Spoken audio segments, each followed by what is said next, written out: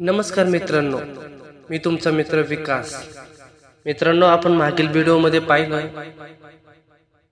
तुळजापूर देवी विषयी माहिती, तर आपण आजच्या व्हिडिओमध्ये पाहणार आहोत श्री क्षेत्र माहूरगड येथील रेणुकाची कथा। तर मित्रांनो, त्या अगोदर आपल्या चॅनेलला नवीन असाल तर सबस्क्राइब नक्की करा आणि इतरांनाही शेअर करा। ओम मंगल मांगल्ये शिवे सर्वार्थ साधिके शरण्य त्र्यंबके गौरी नारायणी नमस्तुते।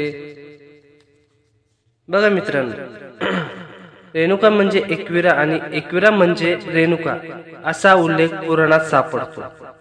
दैवते एक असले तरी त्या दोन्ही देवींची नावे व स्थान वेगवेगळे आहेत आणि आता दोन्ही शक्तिस्थळ म्हणून प्रसिद्ध आहेत।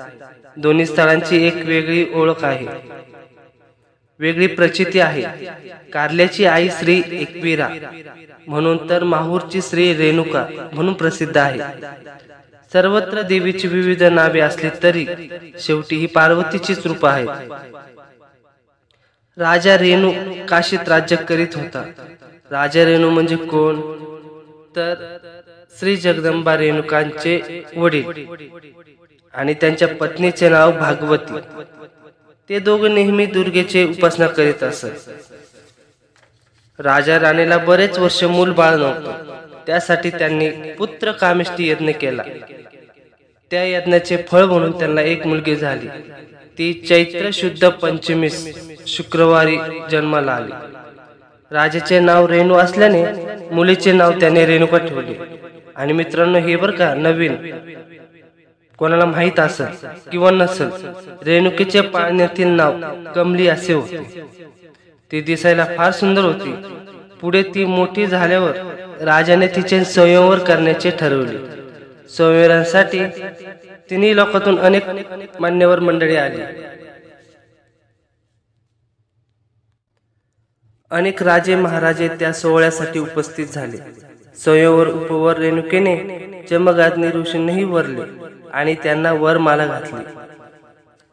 रेणुकेला 5 मुलं झाली। त्या 5 नावे अशी: रुमावंत, सुशेषा, वसु, विश्वासू आणि परशुराम।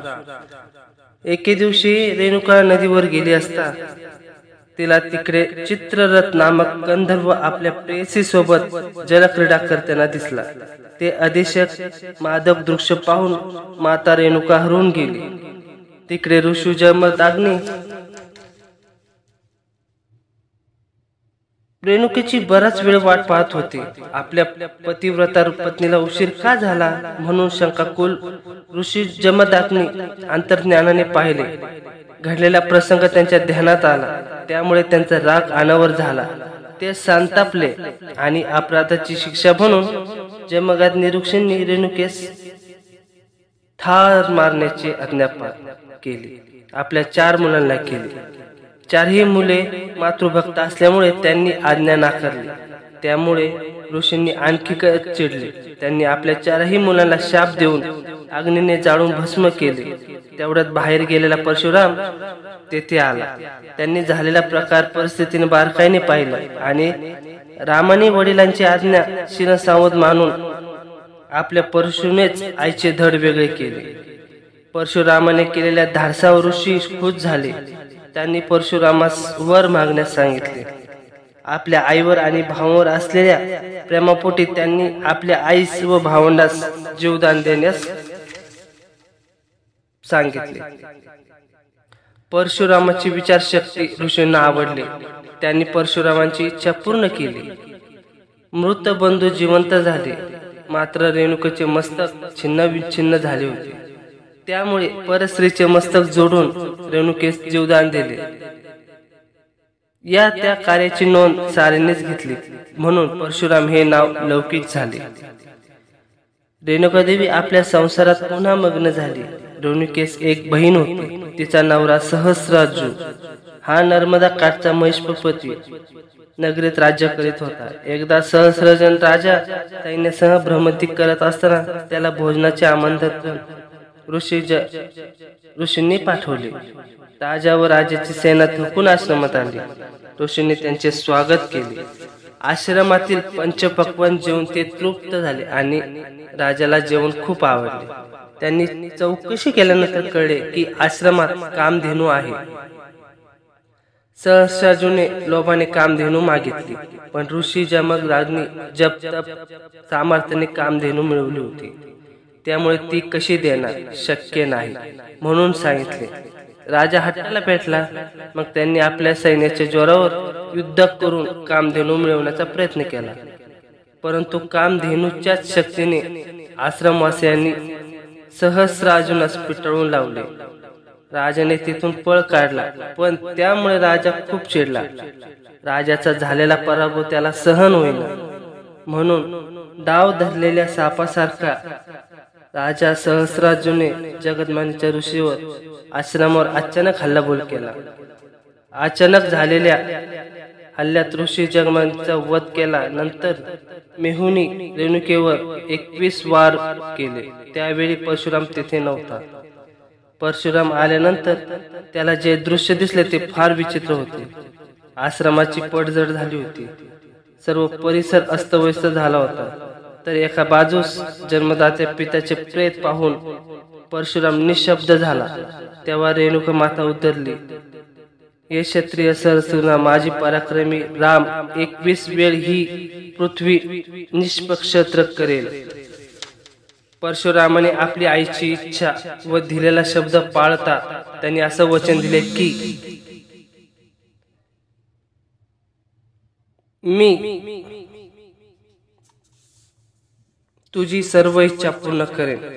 परशुरामाने कावड करून एका बाजूला जखमी आई तर दुसऱ्या बाजूला पित्याचे प्रेत घेऊन तो पित्याच्या अंत्यविधीसाठी तो पवित्र भूमीत शोधू लागला. सह्याद्री पर्वताच्या पायथ्याशी माहूर गंगेच्या तीरावर नांदेड जिल्ह्यात किनवट तालुक्यात पोहोचला. हाच परिसर आपल्या पित्याच्या अंत्यविधीसाठी योग्य समजून मृत पित्यास अग्नी दिली.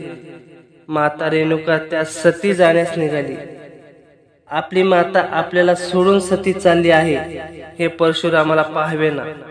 तो फार दुःखी झाला. त्याला तो क्षण आठवला. वडिलांच्या सांगण्यावरून आपण आपल्या आईचे शिरच्छेद केले होते, पण वडिलांनी दिलेल्या वरामुळे ती पुनर्जीवित झाली. पण आताचा प्रसंग वेगळा होता. आई रेणुका आता जखमी अवस्थेत होती आणि वडील मरण अवस्थेत, आणि त्यातही आई सती चालली होती. एकाच वेळी इतके दुःखद प्रसंग परशुरामावर आले. त्यामुळे तो व्याकुळ झाला. रेणुकेने आपल्या मुलाचे मन जाणलं होतं. त्याला खूप उपदेश केले. त्यामुळे परशुराम स्थिरावला. मातेच्या आज्ञेने त्यांनी पित्याच्या चितेस अग्नी दिली. नंतर त्या चितेत आपली आई सती जाणार हृदयभेदक तो प्रसंग पाहायला लागू नये म्हणून परशुराम तेथून दूर गेला. 6 दिवसांनी माता पित्याचे क्रियाकर्म करण्यासाठी माहूर येथे आला. प्रत्यक्ष तत्यांत्रांच्या हस्ते श्राद्ध विधी पार पडले. माहूर गडावरील प्राचीन मंदिरात रेणुका अर्थात एकविरा देवीची मूर्ती आहे. मातेची स्मृती म्हणून परशुरामाने ही मूर्ती स्थापन केली. आईला दिलेले वचन पूर्ण करण्यासाठी परशुराम शंकराकडे गेले. शस्त्र अस्त्र विद्या शिकण्यासाठी गेले. तेथे त्याने तलवार, धनुष्य, बाण, भालफेक, परशु चालवण्यात प्रावीण्य मिळवले. त्याने स्वबळावर सैन्य उभे करून पाहिले. आक्रमण महिष्मती नगरी राज्यात सहस्रार्जुनावर केले. त्याचा निपात करून इतर समाजद्रोही 20 राजांना त्याने पराभूत केले. आपल्या परशुने परशुरामाने प्रचंड पराक्रम केले आणि खऱ्या अर्थाने रामाचा तो परशुराम झाला. याच वेळी गणपती व परशुरामाचं युद्ध झालं होतं. परशुरामाची श्रीश्रमाची भेट झाल्यावर परशुराम संन्यासी तपस्वी झाले. परशुरामाने जिंकलेली सर्व भूमी एका यज्ञात कश्यप ऋषीने अर्पण केली व प्राचीन मार्ग कोकणात उतरला. त्या घाटात 2 तांदळा आहेत. एक परशुरामाचा तर दुसरं कोकण देवीचा. माहूर येथील डोंगरावर उंच जागी रेणुका देवीचे मंदिर आहे.